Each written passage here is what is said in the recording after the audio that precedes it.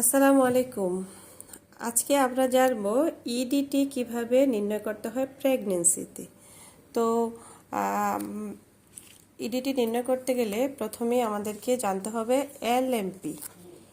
LMP হচ্ছে last menstrual cycle, menstrual period হচ্ছে আর কি, যে আমরা যে মাসিক হচ্ছে যে মাসিকের যে লাস্ট মাসিকের যে প্রথম দিন সেটাতেই এলএমপির ডেটটা ধরা হয় আর কি, যে প্রথম দিন থেকে।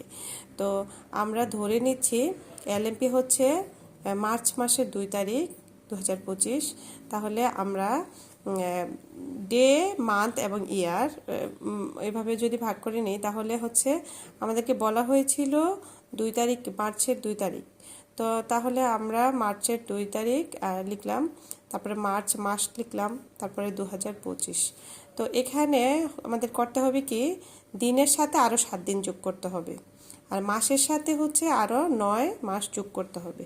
তাহলে দিনের সাথে 7 দিন হলে হচ্ছে 9 তারিখ, যেমন 2 তারিখ আর 7, 9 তারিখ হচ্ছে।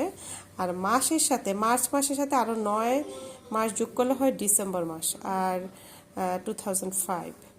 সুতরাং আমরা পেয়ে গেলাম ইডিটি 9 ডিসেম্বর 2025। তাহলে আমাদের ইডিটি পাচ্ছি আমরা 9 ডিসেম্বর 2025। That's all.